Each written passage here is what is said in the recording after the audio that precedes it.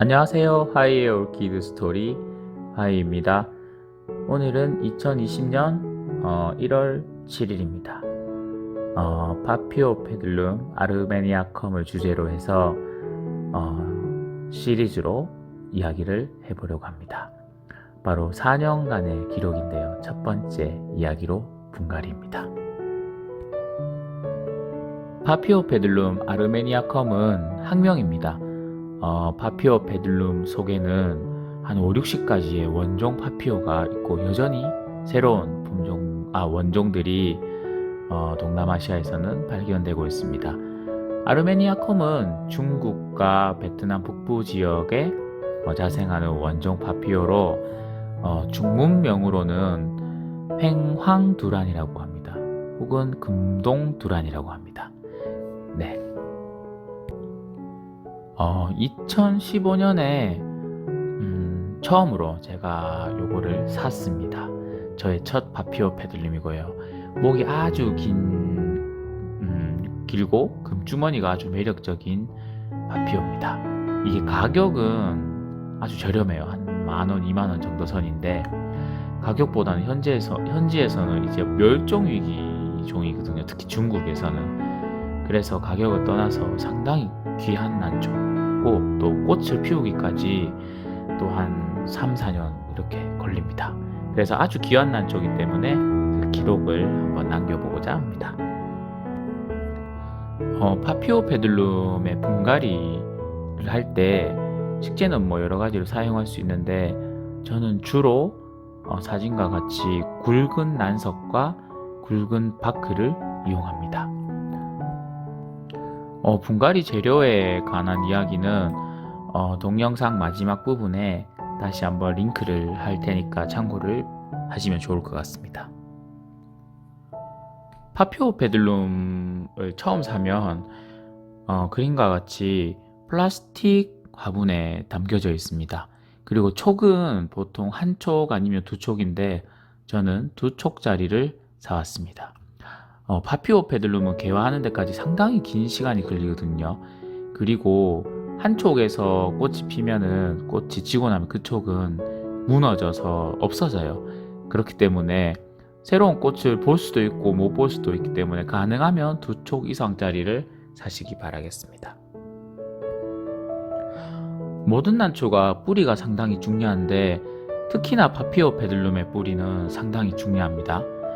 왜냐하면 카틀레아라든가 덴드로비움과 같은 난초들은 줄기가 중요해. 사실 벌브라고 하는 줄기에 영양을 저장해 두곤 하는데 파피오 페들룸 같은 경우에는 벌브가 없어요.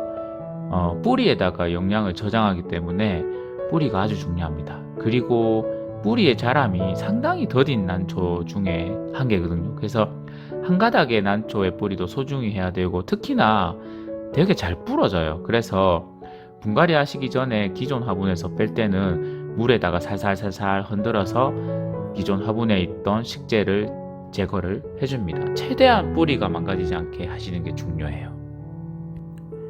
조심스럽게 기존 화분에서 식재를 제거하고 뿌리를 깨끗하게 털어내면 이제 화분을 준비하셔야 됩니다. 파피오 페들룸의 식재는 바크를 이용해도 좋고요. 그리고 난석을 이용해도 좋고 수태를 이용해도 좋습니다. 그때그때 상황에 따라 다른데 저는 주로 바크와 난석을 사용합니다. 그런데 바크를 사용하실 때는 정말 주의를 하셔야 돼요. 기존 화분도 바크가 식재였는데 털어보면 이렇게 종이 조각이라든가 아니면 폐목재라든가 그리고 바크가 썩어서 바크라고 하는 건 나무 조각이거든요.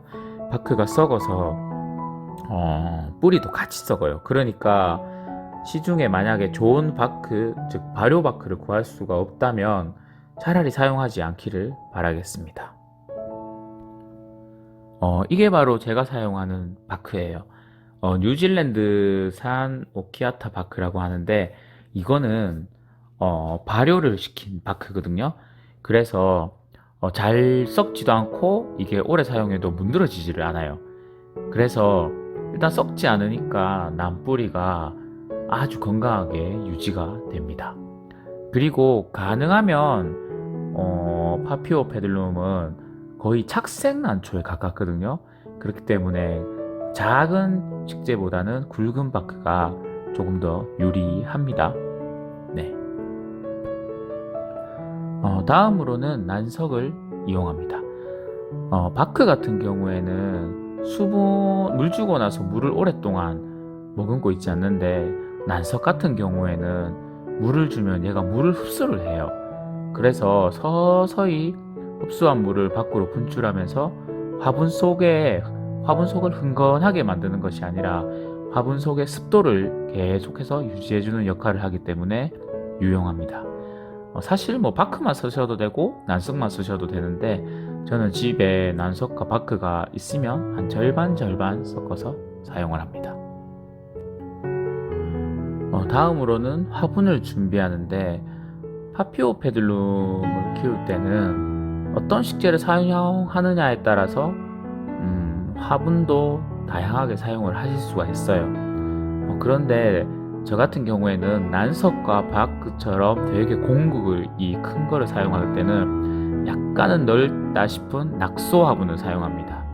낙소분이 토분과 같은 건데 공극이 아주 커서 공기의 흐름도 되게 좋고요. 착색난초에 키우기는 되게 멋지더라고요. 그리고 파피오 페들룸이 중국 난초잖아요. 동양의 난초다 보니까 의외로 이런 낙소 화분에 심으면 보기도 좋더라고요. 그래서 저는 이 낙소 화분을 사용합니다. 그리고 낙소 화분을 사면 깔망을 주는데, 그거를 이렇게 화분 안에다 쏙 집어넣어서 설치합니다. 다음으로는 준비한 굵은 난석을요 깔아주고요. 그 다음으로는 그 위로 파피오 페들룸을 올려둡니다. 파피오 페들룸의 낙소 화분에 어느 정도 자리가 잡을 수 있도록 난석과 바크를 반반씩 섞었는 것을 집어넣고요. 그리고 수태를 가지고 약 한 1cm 정도 이불 덮듯이 살살 위를 덮어줍니다. 수태를 사용하는 이유는 첫 번째로 난석과 바크가 굵기 때문에 고형 비료, 그러니까 비료 알갱이를 위에다 올려주면 안으로 다 빠져버려요. 그래서 비료 사용이 조금 어렵거든요. 그래서 수태를 위에다가 이불처럼 깔고 그 위에 수태 위에다가 비료 알갱이를 올려두면 효과적입니다. 두 번째로는 난석과 바크가 둘 다 물에 둥둥 떠는 재료이기 때문에 물을 준다거나 하면 이게 계속 움직여서 뿌리가 스트레스를 받을 수가 있어요. 난초의 뿌리 끝에 생장점이 되게 민감해서 자극을 받으면 생장을 안 하거든요. 그래서 이제 수태를 이불처럼 덮어두면 이게 탁 고정이 돼가지고 물을 줘도 이렇게 이제 둥둥 떤다라든가 그런 현상을 막을 수가 있습니다. 이렇게 하면 파피오 페들룸의 분갈이가 끝납니다. 그리고는 그 위에다가 고용비료를 솔솔 올려주면 됩니다. 이렇게 해서 한 시기에 따라 다른데 봄에 분갈이를 하고 나서 한 몇 달 키우면 한 여름쯤 되면은 새싹이 올라오는 것을 보실 수가 있습니다.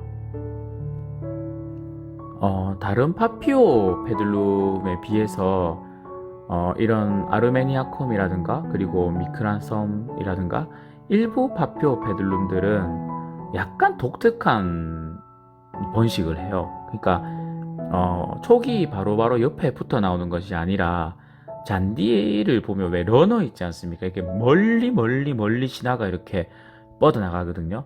그래서 자칫 화분에 심으면 낭패를 볼 수가 있어요. 그래서 분갈이는 여기까지고, 그리고 나서 이제 그러면 어떻게 이걸 슈트라고 그러는데, 이 러너처럼 번식하는 슈트 신화를 어떻게 관리하는지는 에피소드 2두 번째 이야기에서 소개를 하도록 하겠습니다. 그러면 두 번째 이야기도 많은 기대, 많은 시청 부탁드리겠습니다. 이상 화이였습니다. 안녕히 계세요.